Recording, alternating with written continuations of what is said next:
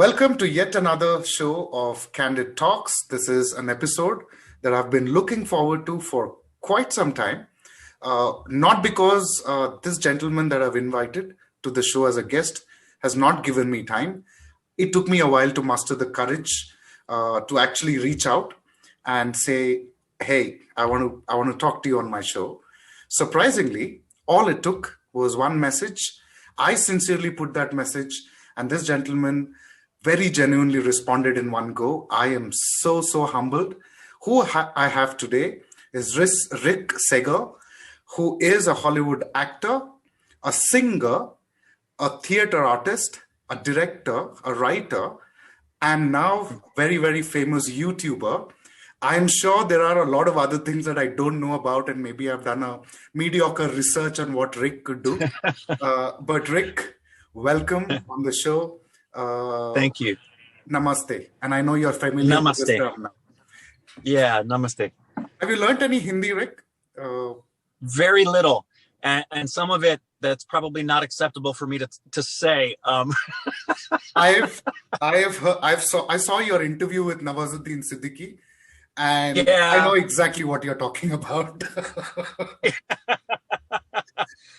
Learned enough of it just because of the amount of Indian films that we've watched that there are some things now I can pick up and slowly beginning to comprehend some things, but that's nothing I'm fluent in at all yet.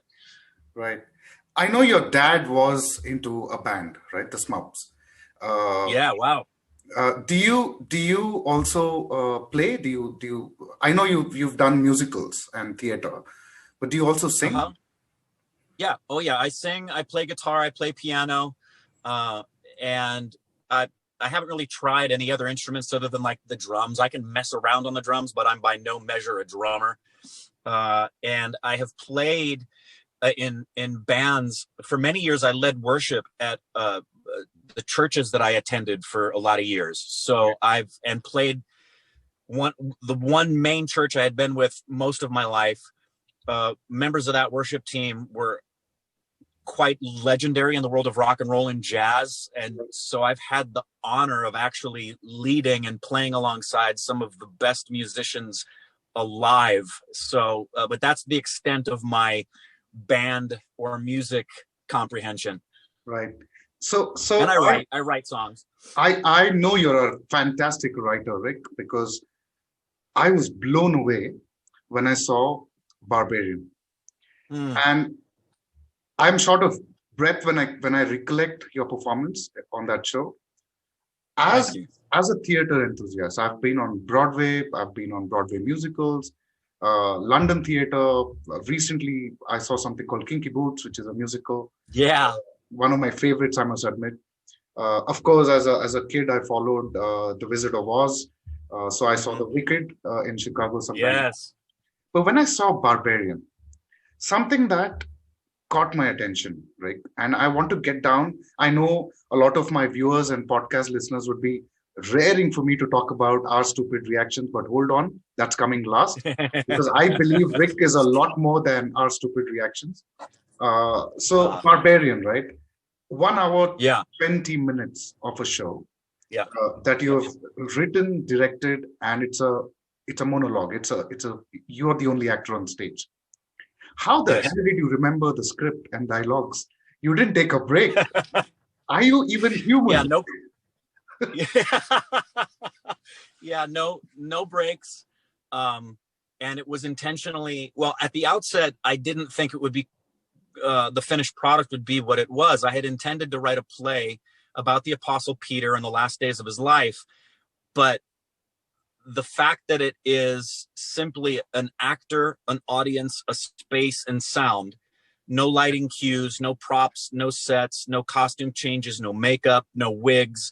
It's just that's something that happened while I was writing it. And I've always explained, because I do Q&As after I do a presentation of the play, and I always explain to the audience that the objective was to do with theater what can be done with a book. You have only simple elements when you read a book. You have paper, ink, words, and comprehension, and everything else is created in the imagination.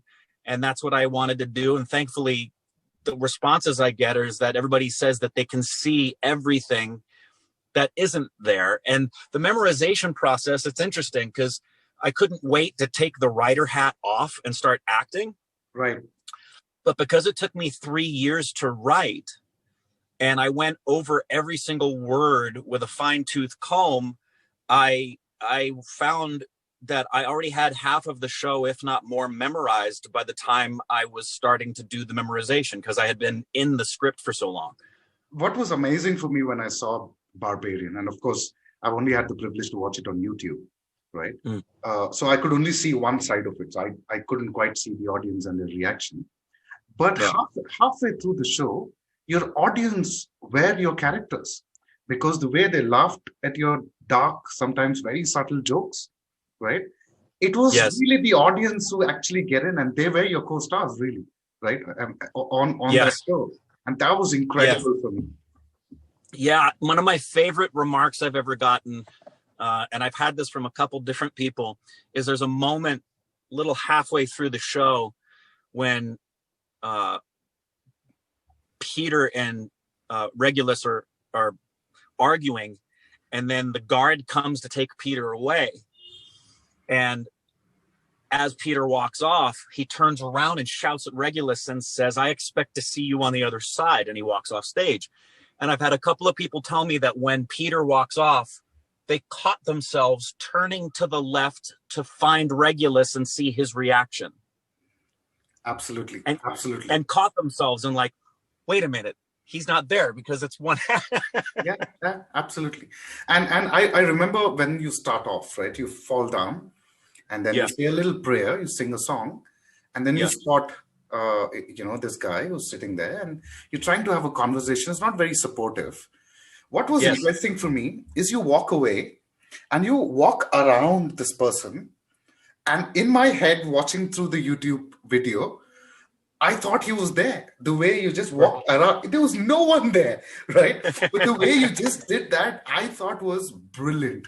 Because I'm very confident every single person in the audience would have expected you to do that. Because they already, you set that character up already. He's not there, but he's there. Correct. I thought was very, very well done. Thank you. I do have a complaint though. I have a bone to pick with you. I see you post web series, brilliant acting bits. You never give the names out. Is that on purpose? Have you ever observed this? So every time every time you post like a short web series that I've done for people who want to see my acting, so you keep posting these short clips of your work, right? Okay. You never put the name of what the show is. And it takes us like 20 minutes to go online and search. That is so irritating, Rick. I'm so sorry. You're right. That's bad. That's bad. Bad promoting on my part. It almost seems like, you wanted to see me, you only get to see me. Well, I gotta say, I'm Indrani gets on me about that a lot in terms of saying you need to be a better promoter of your own stuff. And I'm always like,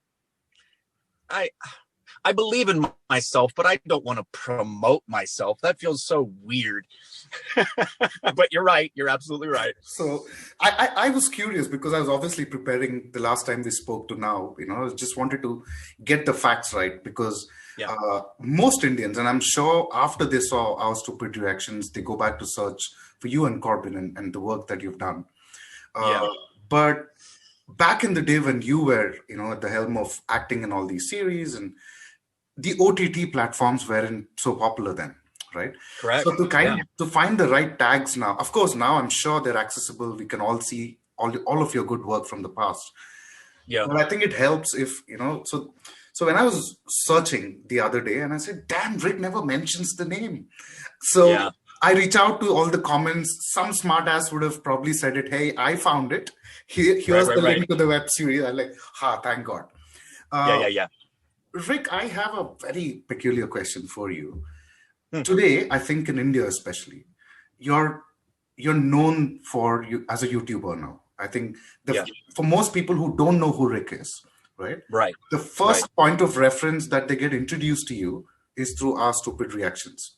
Correct. But if I keep that, and with no disrespect, I am a huge fan of the show. I have seen every single episode. In fact, some episodes, some of my favorite songs that you have reviewed, I don't watch the original anymore because every time I have to listen to it, I just put on Our Stupid Reaction, like Oh, The that's Sound of great. the Nation by Amit Trivedi, right? Uh-huh. Your reaction is so genuine in that.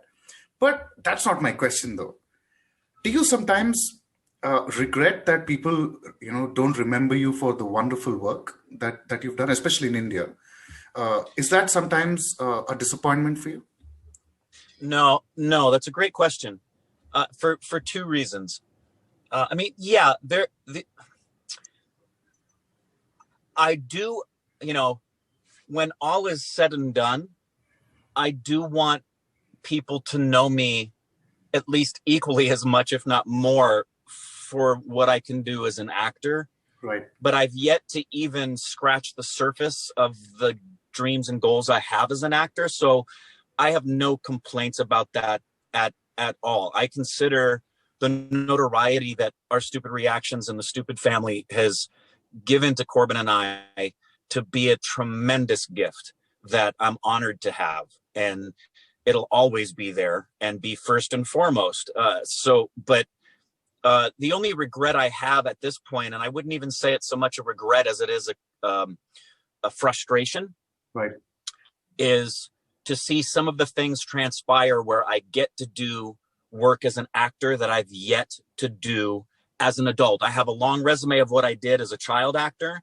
Right. And then as an adult, I did primarily theater. But as it pertains to TV and film, I'm really anxious to begin to do work in that area. And people go, oh, wow, I didn't realize he could do that. Right. I was going through Yeah. some of the comments of your videos that you had posted. And one particular comment, I hope, and I'm sorry, whoever made that comment, I forgot your name. And he said, I think Rick would make a fantastic Joker. I don't know when you get to play that. You've heard that before? I've heard a couple of comments about that, partly because there's a lot of physical similarity between myself and Joaquin Phoenix, and because of some of the things I do, which to me is a high compliment. Yes, I have heard that before. Right. And since you've expressed the desire about acting, and perhaps I could also sense that that's perhaps a gap that you have that you probably would like to fulfill whenever the opportunity provides. Any Bollywood debuts you think on the cards? Oh, as is pretty clear from Korbin and I, we consider cinema to be cinema. And so all that matters to us is that the quality of the artistry is elevated. Right. And it would be an honor to be, I see no differentiation between something that would be done in Indian cinema versus American cinema.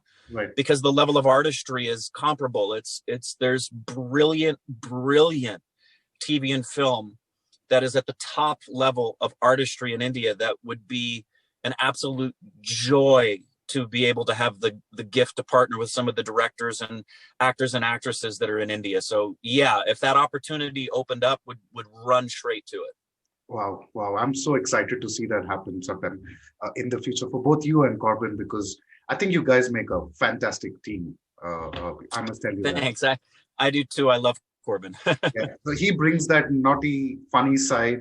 You bring in that more matured balance. Of course, funny, but I think there's some Right. and you guys complement each other fantastically well. And I must tell you that. Thank you. So even before that, I know obviously I see as a layman, as somebody who's just your fan who follows you. It is easy for me to assume that your connection with India perhaps comes from Indrani, right? But I know I could be wrong there. Why? What's your connection with India, Rick? I mean, you're more Indian than you're an American now sometimes. When I at least see I know sometimes that's true. No, it is. That could be an easy assumption to make, but my connection to Indrani actually came after the connection to India. Okay. The connection to India came because of Gullyboy. Korbin and I started Our Stupid Reactions in September of 2018. Right. And at the time when we did it, we simply were it was Korbin's idea. He just said to me one day, what do you think about doing, originally it was a podcast. What do you think about us doing a podcast where we talk about movies like we do all the time when we watch the Oscars and stuff, and just do like movie reviews? So we were going to do that. And then a week later he said, wait, this is what we should do. Have you heard about reaction channels? And I said, no. He said, we should react to movie trailers. That's absolute. So we started reacting to American trailers. Right. One day I show up in January of 2019 and he says, today we're going to react to this and this. And what do you think about reacting to a film from India? Because we weren't getting enough trailers from American cinema to do something every day. We were a little frustrated. Right. And we said, sure, why not? Well, Gullyboy exploded. Of course. The reaction to Gullyboy went nuts. And we just got bombarded with requests to react to Indian content. But the big reason we stayed in it wasn't just because of requests, well, because we were so shocked at how good everything was. Right. Indrani happened to see the Gullyboy reaction. Right. So she became a stupid baby. And it was a few months later that she reached out to me on Instagram, before I had so many followers that I would not, lose count. Right. And so the connection to India came first, specifically through the trailer in the film Gullyboy, and then the deluge of requests from India to react to Indian artistry. And boy, what a connect that is. I've seen you've gone to Wagah border. I haven't been there yet myself. You've played Holi on the streets of Mumbai. I haven't done that yet myself. Of course, I'm from Hyderabad and Bangalore. I've done that there. You've even supported India in a cricket match. Right? Yeah. I haven't been to a stadium ever to watch a cricket match. I feel so embarrassed even admitting this on the show now, right? So you've done all of that. And I saw Rick. I've seen, I worked for a corporate organization for a long, long time. We had colleagues come over and we would take them around. What I saw with you was there was no facade there, right? There were no guards. You were not worried about, because you probably are not attuned to our way of living here, which is understandable in terms of the smells around us, and in terms of the crowd sometimes, unless you're from New York. I don't think Americans really understand what really is crowd in India. No, unless you've been to Manhattan, yes. Yeah. I saw that comfort in you and Korbin. What is that? Just because you of your love for India, or have you been here before? How did that happen? Had never been to India. I mean, I had been to Calcutta twice before Korbin and I made the OSR trip. Right. But we've both traveled internationally, so we had a comfort level with that before. We know what it's like to be in a land where the culture is different, the smells are different, the food is different, the money is different. We love that. So as explorers in that regard, we were very much in our element. But because there was a comfort level, because of day in, day out interaction with Indians on Instagram and Twitter. I mean, I spend as much time as Korbin spends editing and uploading stuff for the channel. I spend interacting with stupid babies on Instagram.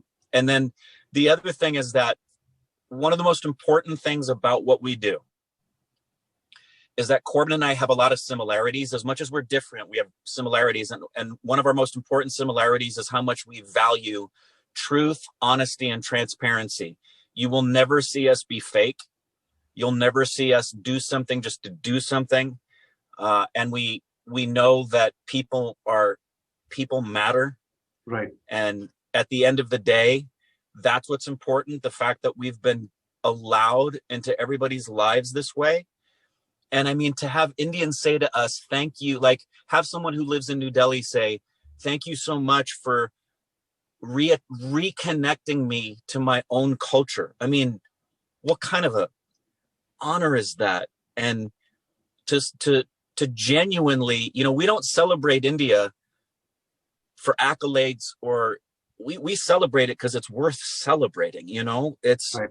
Too many people in the United States have a stereotype like Korbin and I did about India and Indians, not just about artistry, but as a people as a whole, that needs to be completely obliterated, because not only is it unfair, I think the West is missing out on some of the most beautiful things the world has ever seen that are in India.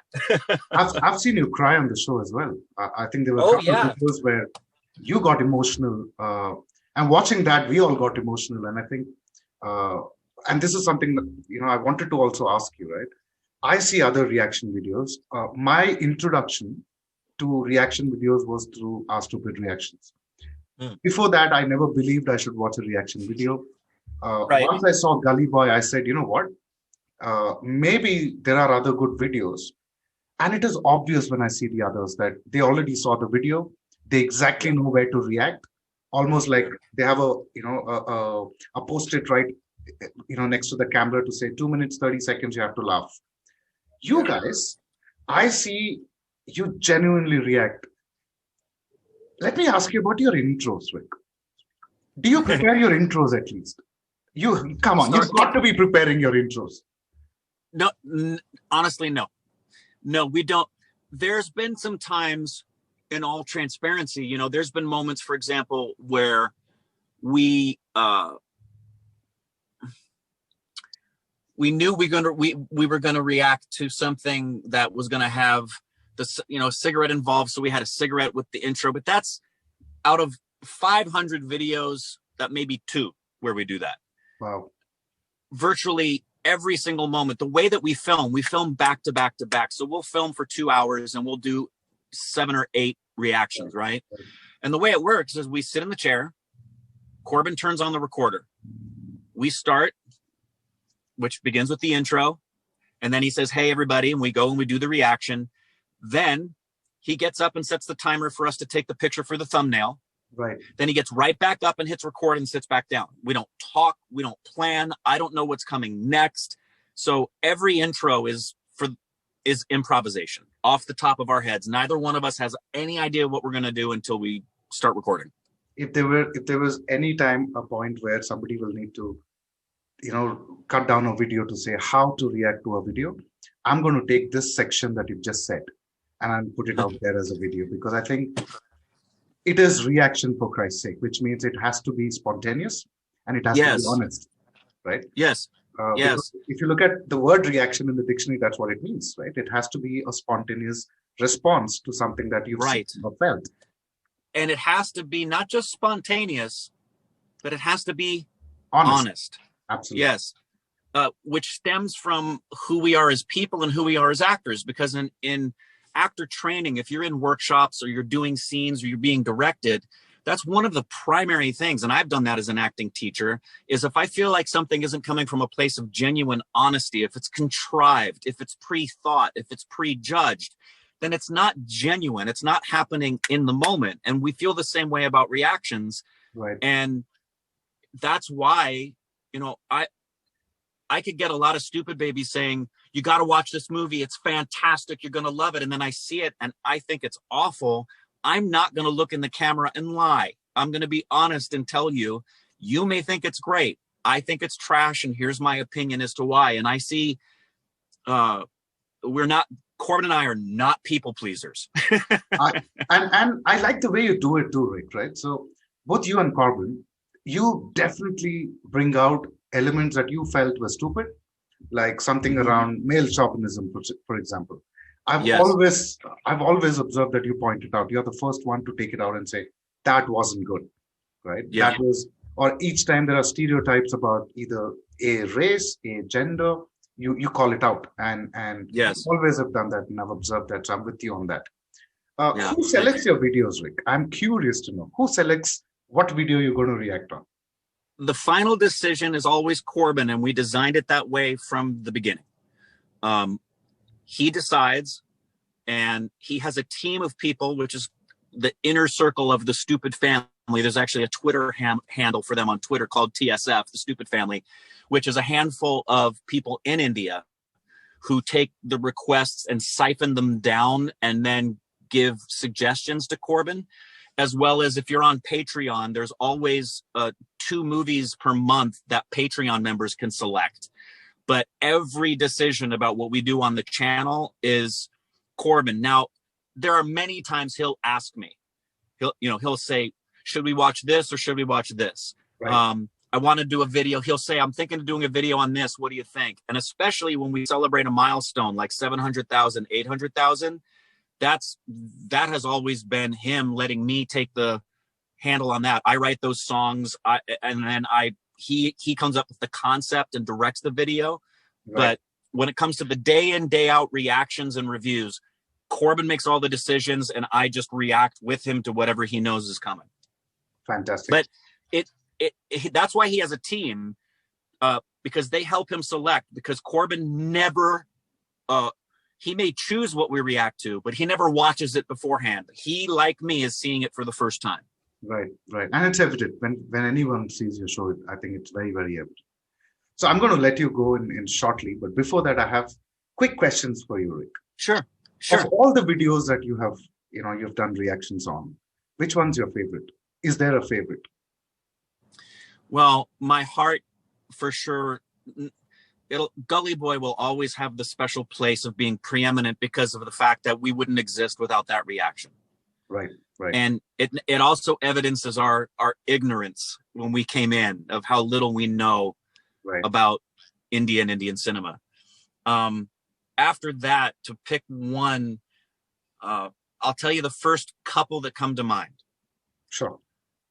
Ustaji Zakir Hussain, the first time we watched that man. The horse reaction. The horse reaction. Yeah. The horse reaction. That was, I think, the very first time we saw artistry, and there's been so many times since then.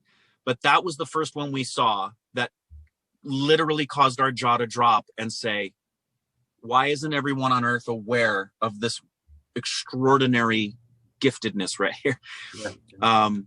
So probably that comes first to mind.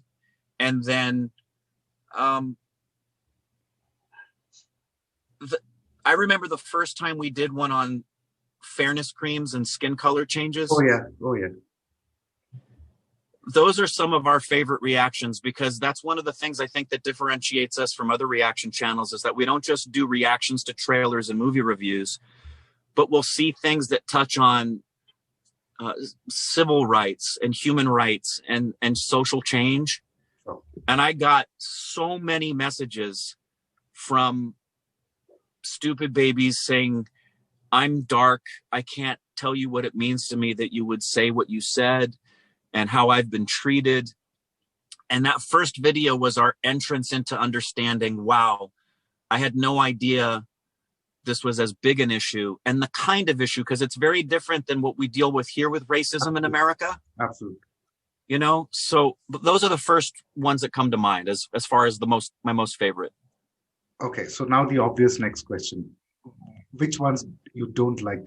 You never enjoyed doing the reaction, or you felt you could have been a little more critical? But look, I know it's a oxymoron. We just spoke about you being honest about it, but I'm sure you had some that you probably never published because you just didn't like it.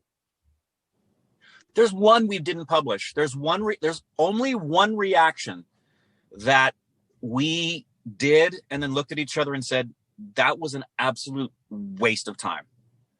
And it was, in fact, everyone was asking us to react to it, and it was a YouTuber who was ripping on another YouTuber. I think I know what you're saying, but we have a few of them, so I don't want to take names. Yeah, but I get what you're saying.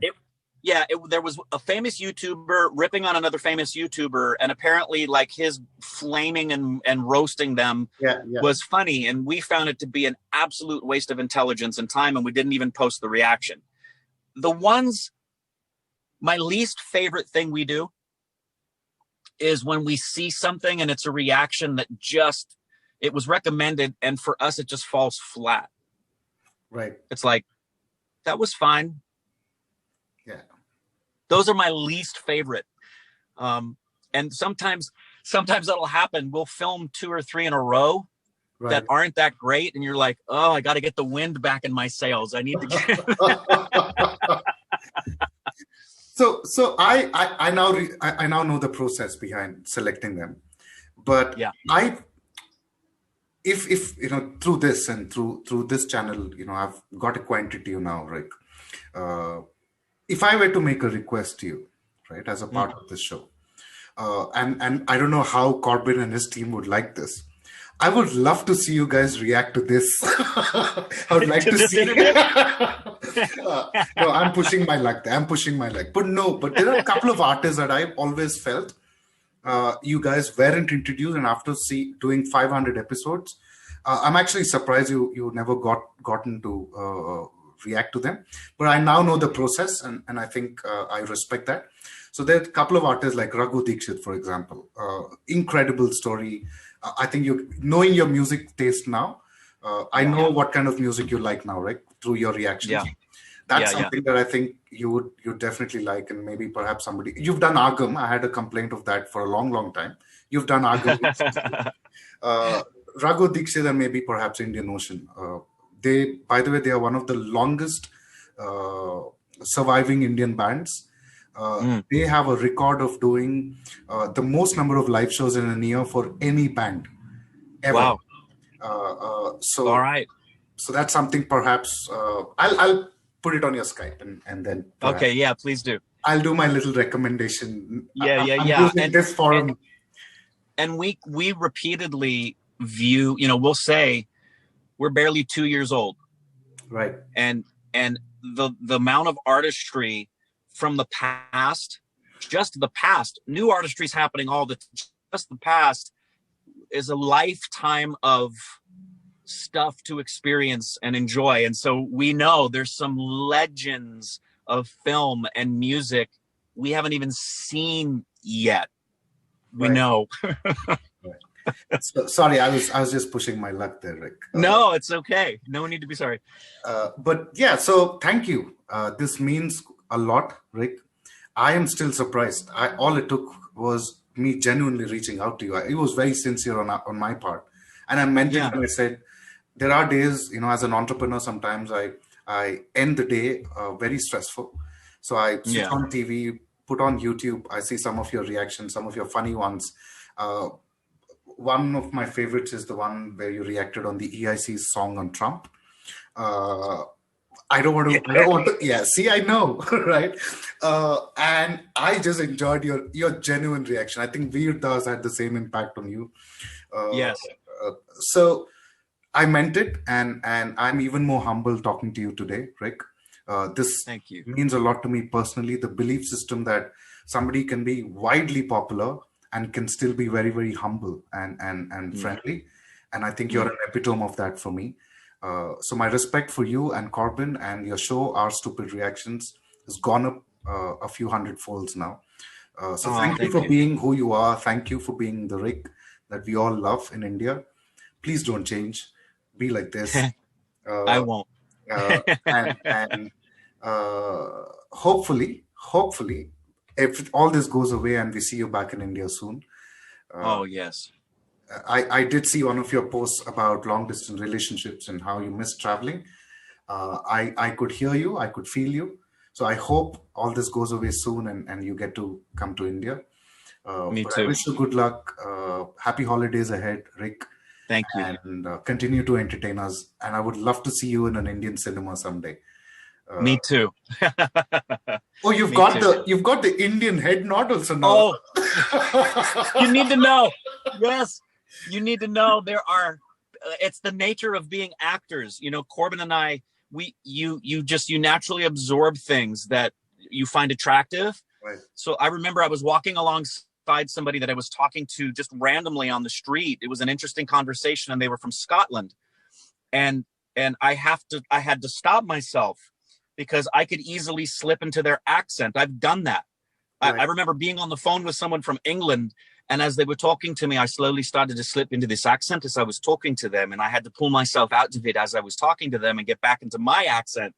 So I have adopted some very Indian things. It's not making fun. It is, imitation is the highest form of flattery. So yes, the head nod has become over me. No, I mean, it just came. It was impulsive. I don't think you planned that. Oh no, it's a part of me. But thank you. So proud. Yeah. Thank you. Yeah. Thanks for your time today on the show. My pleasure. Of course.